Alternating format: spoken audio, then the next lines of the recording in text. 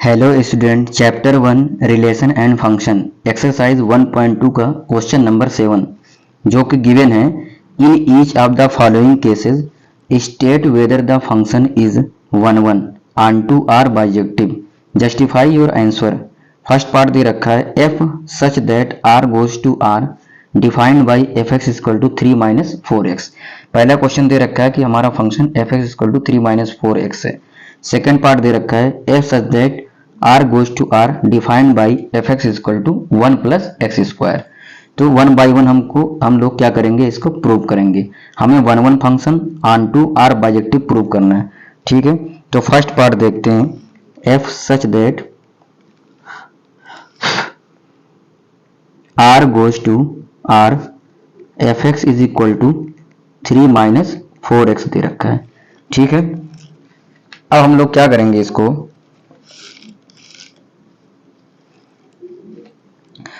Vacuoles बना लेंगे। तो दो वैक्यूल्स बना लेते हैं एरो डायग्राम के लिए। और यहाँ पे देखिए डोमेन में क्या है, रियल वैल्यूज है, और को डोमेन में भी रियल वैल्यूज है। तो यहाँ पे हम रियल वैल्यूज फिल करेंगे। -1 ले लेते हैं, 1 ले लेते हैं, +1, 2, 3, 1/2। फ्रैक्शन भी ले सकते हैं रियल वैल्यू। इस तरह से आप कोई भी रियल वैल्यू ले सकते हैं। ठीक है, अब यहाँ पे हम क्या बनाएंगे, इसकी इमेज देखेंगे यानी रेंज देखेंगे। ये हमारा फंक्शन एफ एक्स है। अब x की वैल्यू आप -1 रखेंगे तो क्या आएगा, देखिए x यहाँ पे -1 पुट करिए यहाँ पे, तो 3 - 4 इंटू -1, तो यहाँ पे आ जाएगा 3 माइनस का प्लस और 4 हो जाएगा, यानी 7 वैल्यू आ जाएगी। यानी -1 की जो इमेज बनेगी वो 7 बनेगी। ठीक है, इसी तरीके से आप 1 पुट करेंगे जब इसमें, तो देखिए 3 - 4 इंटू 1 यानी 3 - 4 कितना आ जाएगा, -1 आ जाएगा। इसका मतलब +1 की जो इमेज बन रही है वो -1 बन रही है। तो 2 पुट करके देख लेते हैं। 2 इसमें पुट करेंगे, 3 - 4 इंटू 2 यानी 8 हो जाएगा। तो 3 - 8 कितना हो जाता है, 5 हो जाता है। तो यहाँ पे 3 - 8 यानी -5, तो 2 की इमेज क्या बनी, -5 बन गई। तो 3 की इमेज भी रख सकते हैं यहाँ पे। 1/2 चेक कर सकते हैं, फ्रैक्शन में भी वैल्यू रख सकते हैं। यहाँ पे आप फ्रैक्शन की रखिए, देखिए एफ 1/2 इज इक्वल टू क्या होगा, 3 - 4 इंटू 1/2। 3 इंटू 2 2 जा 4 हो जाएगा, यानी 3 - 2 हो जाएगा। तो 3 - 2 करेंगे कितना आ जाएगा, 1 आ जाएगा। यानी 1/2 पे इमेज क्या बनेगी, 1 बनेगी। तो यहाँ पे एक बात ध्यान दे रहे हैं हम लोग, क्या दिख रहा है यहाँ पे, एवरी यूनिक डोमेन के लिए हमारी जो रेंज बन रही है यूनिक बन रही है। ठीक है, कोई भी ऐसी इमेज नहीं है जो 2 डोमेन की वैल्यू एक इमेज बनाए, यानी माइनिंग 1 फंक्शन यहाँ पे नहीं है। तो यहाँ पे कौन सा फंक्शन हो रहा है, 1 फंक्शन दिख रहा है। तो इस बात को लिखते हैं, for every unique domain range is equal to, range is unique. Unique domain के लिए क्या हो रही है, हमारी जो रेंज मिल रही है वो यूनिक बन रही है। So it is 1 function, so it is 1 function. तो 1 फंक्शन प्रूफ हो गया है। तो ऑन2 फंक्शन के लिए चेक करते हैं ऑन2 फंक्शन है या नहीं है। ठीक है, ऑन2 फंक्शन में क्या करते हैं, हम चेक करते हैं कि रेंज जो हमारी बन रही है क्या वो को डोमेन के इक्वल है या नहीं है। अगर को डोमेन के इक्वल आ गई रेंज तो हमारा ऑन2 फंक्शन हो जाता है। ठीक है, तो यहाँ पे को डोमेन में कौन कौन से एलिमेंट ये लिखते हैं हम लोग, को डोमेन इज इक्वल टू, यहाँ पे को डोमेन में सारी रियल वैल्यूज आ जाएगी, ऑल रियल वैल्यूज, यानी 0 +-1 +-2 +-3 ऑल रियल वैल्यूज आ जाएगी इसमें। और रेंज जो हमारी बन रही है, देखिए यहाँ पे रेंज भी सारी रियल वैल्यूज बन रही है। -1 का 7 बन रहा है, 1 का -1 बन रहा है, 2 का -5। तो रेंज जो भी बन रही है वो भी ऑल रियल वैल्यूज ही बन रही है। इसका मतलब रेंज में भी 0 आ जाएगा, +-1 आ जाएगा, +-2 आ जाएगा, यानी सेम आ जाएगा। यानी क्या हो जाएगा, रेंज इज इक्वल टू, जो रेंज है वो कोडोमेन के इक्वल हो गई। और रेंज कोडोमेन के जब इक्वल हो जाती है तो क्या हो जाता है, ऑन2 फंक्शन हो जाता है। So it is onto function. अब ये 1 भी है और ऑन2 फंक्शन भी हो गया फर्स्ट पार्ट। और इसमें कहा जा रहा है जस्टिफाई योर आंसर। तो इसको जस्टिफाई अगर करना है तो 1 को जस्टिफाई करने के लिए क्या कर सकते हैं, मैं यहाँ पे बता देता हूँ जस्टिफाई का 1 का। 1 में मैंने बताया था कि f(x1) is equal to f(x2), ये हम लोग अलजेब्रिक एक्सप्रेशन से हम लोग जस्टिफाई करते हैं, ठीक है। अगर ये fx1 is equal to fx2 है, यानी फंक्शन में हमारा रेंज इक्वल आ रहा है, लेकिन x1 is equal to x2 होना चाहिए तभी होगा। तो यही प्रूव करना है। अगर x1 is equal to x2 आ गया तो ये 1 1 फंक्शन जस्टिफाई हो जाएगा, ठीक है। तो अब हम फंक्शन में, ये फंक्शन हमारा है fx equal to 3 minus 4x, तो यहाँ पे लिखेंगे हम 3 minus 4x1 is equal to 3 minus 4x2, ये फंक्शन लिख लिया। अब यहाँ पे देखिए 3 से 3 कैंसिल आउट हो जाएगा और माइनस से माइनस कैंसिल आउट हो जाएगा, यानी 4x1 is equal to 4x2, ठीक है। 4 से 4 कैंसिल आउट हो गया तो x1 is equal to x2, यानी जो एलिमेंट हम लोग मान रहे हैं डिफरेंट वो कोई डिफरेंट वैल्यू नहीं है, वो सेम ही वैल्यू है, तभी सेम वैल्यू पे ही हमारा इमेज क्या हो सकता है, इक्वल हो सकता है। बात समझ में आ रही? तो यहाँ से जस्टिफाई हो गया, सो इट इज 1 1 फंक्शन। क्लियर होगी बात? तो ये क्या हो जाएगा, 1 1 फंक्शन हो जाएगा। अब इसको करते हैं, ऑनटू फंक्शन को जस्टिफाई करते हैं। फॉर जस्टिफिकेशन,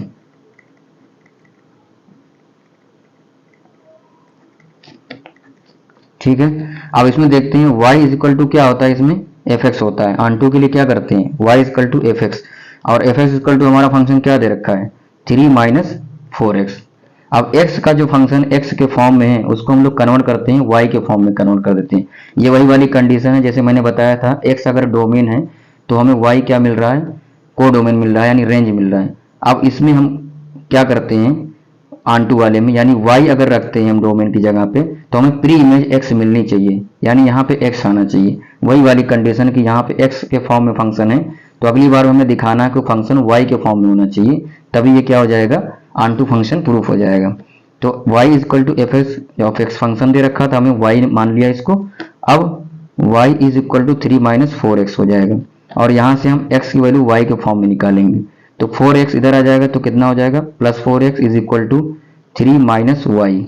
यहाँ से x की वैल्यू क्या आ जाएगी, 3 माइनस वाई अपान 4, ये हमारी x की वैल्यू आ गई। अब इस वैल्यू को क्या करेंगे, इस वैल्यू को इसी के फंक्शन में जाके पुट कर देंगे, ये x वैल्यू, तो वहां पे क्या आ जाएगा, f x is equal to 3 यहाँ पे है तो 3 minus f x equal to 3 minus 4 into x है तो 4 इंटू एक्स की जगह पे पूरी वैल्यू आ जाएगी, यानी 3 माइनस वाई अपान 4। तो यहाँ 4 से 4 कैंसिल आउट हो जाएगा, तो 3 माइनस वाई, ब्रैकेट ओपन करेंगे तो 3 माइनस 3 और माइनस का क्या हो जाएगा, प्लस वाई हो जाएगा, तो ये कैंसिल आउट हो जाएगा, यानी वाई बन जाएगा। तो यहाँ से प्रूफ हो जाता है कि f x is equal to y proof हो गया, यानी ऑनटू फंक्शन जस्टिफाई हो गया। बात समझ में आ रही है? तो यहाँ से हम लोगों ने फर्स्ट पार्ट का जस्टिफिकेशन भी कंप्लीट कर दिया। सेकंड पार्ट में दे रखा है f such that R goes to R defined by f x equal to 1 plus x square. First part की तरह सिमिलर ये भी क्वेश्चन है, बस फंक्शन हमारा थोड़ा सा चेंज हो गया है। तो चलिए इसको लगाते हैं। सेकंड पार्ट, फंक्शन दे रखा है आर गोज टू आर, यानी डोमेन भी रियल वैल्यूज है और कोडोमेन भी रियल वैल्यूज है। यहाँ पे f x is equal to दे रखा है 1 प्लस एक्स स्क्वायर, ठीक है। अब हम क्या करेंगे, वैक्यूल्स बनाएंगे दो और एरो डायग्राम बनाएंगे इसका। तो इसका एरो डायग्राम बना लेते हैं, हमारा फंक्शन एफ एक्स हो जाएगा, और यहाँ पे क्या रियल वैल्यूज आएगी, यहाँ पे भी रियल वैल्यूज आएगी। तो रियल वैल्यूज में क्या करेंगे, हम 1 ले लेंगे, -1, 2, -2, इस तरह से आप वैल्यूज ले सकते हैं, और सारी वैल्यूज यहाँ पे भी होगी, लेकिन हम अभी वैल्यू पुट करके जो इमेज आ रही है उसी को लिख रहे हैं, ठीक है। बाकी आप समझ सकते हैं। 1 आप इसमें जब पुट करेंगे तो 1 प्लस 1 का स्क्वायर यानी 1 ही आएगा, और 1 प्लस 1 क्या हो जाएगा, 2 हो जाएगा, यानी 1 की जो इमेज बनेगी क्या बनेगी, 2 बनेगी। बात क्लियर हुई? अब जब -1 यहाँ पुट करेंगे, आप पुट करके देखते हैं, -1, 1 प्लस एक्स की जगह पे -1 पुट करेंगे और -1 का होल स्क्वायर करेंगे, तो 1 प्लस 1 हो जाएगा, यानी 2 आ जाएगा। तो -1 करने पे भी क्या आ रहा है, 2 आ रहा है। बात क्लियर समझ में आ रही है? तो यहाँ पे तो 1 1 फंक्शन ही फेल हो गया, क्योंकि 1 1 फंक्शन तो है ही नहीं है भी, क्योंकि दो डिफरेंट वैल्यू की इमेज सेम बन रही है। यूनिक डोमेन की यूनिक इमेज बननी चाहिए थी, यहाँ पे नहीं है, तो 1 1 फंक्शन फेल हो गया। फिर भी एक और ले लेते हैं, 2 वैल्यू पुट करके देखते हैं। तो अगर x की वैल्यू आप 2 पुट करते हैं इसमें, तो 1 प्लस 2 का स्क्वायर यानी 2 का स्क्वायर 4 हो जाएगा, और प्लस 1 यानी 5 आ जाएगा। तो 2 की इमेज जो बनेगी क्या बनेगी, 5 बनेगी। और -2 जब पुट करेंगे तो -2 का स्क्वायर फिर से 4 हो जाएगा, और 4 प्लस 1 5 हो जाएगा, यानी -2 की भी इमेज क्या बनेगी, 5 ही बनेगी। तो यहाँ पे क्या हो जाएगा, 1 1 फंक्शन नहीं होगा। For every unique domain, for every unique domain range is not unique, range is not unique, so it is not 1 1 function. तो ये क्या हो गया, 1 1 फंक्शन नहीं होगा। बात क्लियर समझ में आ रही। अब ऑन2 के लिए चेक कर लेते हैं। फॉर ऑन2, ऑन2 के लिए क्या करेंगे हम लोग, ऑन2 क्या होना चाहिए, कोडोमेन के जो एलिमेंट है उसको आप देखिए, कोडोमेन के जो भी एलिमेंट हैं अगर वो रेंज के इक्वल हो गए तो हमारा क्या हो जाएगा, फंक्शन ऑन2 हो जाएगा। तो कोडोमेन में हमारा क्या है, ऑल रियल वैल्यूज है, यहाँ पे आर लिख देता हूँ, सारी रियल वैल्यूज आ जाएगी। लेकिन रेंज में हमारा क्या आएगा, रेंज जो हमारा आएगा ऑलवेज पॉजिटिव आएगा, क्योंकि x की वैल्यू आप जब निगेटिव रख रहे हैं यहाँ पे तो हमेशा पॉजिटिव बना दे रहा है। या देखिए -1 जब मैंने रखा था तो -1 का स्क्वायर क्या बना, +1। तो ऑलवेज पॉजिटिव वैल्यू हमेशा आएगी रेंज में। तो रेंज में जो आ रहा 2 आ रहा 5 आ रहा और सिमिलर जो भी वैल्यू आएगी इसमें ऑलवेज पॉजिटिव आएगी। तो यहाँ से क्लियर हो जा रहा है कि जो रेंज हमारा है, रेंज नॉट इक्वल टू क्या हो जाएगा, कोडोमेन हो जाएगा। तो बात क्लियर होगी यहाँ पे, range not equal to codomain है, so it is not onto function. तो ये ऑन2 फंक्शन नहीं होगा। तो बाइजेक्टिव का कोई सवाल ही नहीं होता, क्योंकि बाइजेक्टिव के लिए 1 1 और ऑन2 दोनों होना चाहिए, ना ही 1 1 यहाँ पे ना ही ऑन2 है, तो ये बाइजेक्टिव भी नहीं होगा।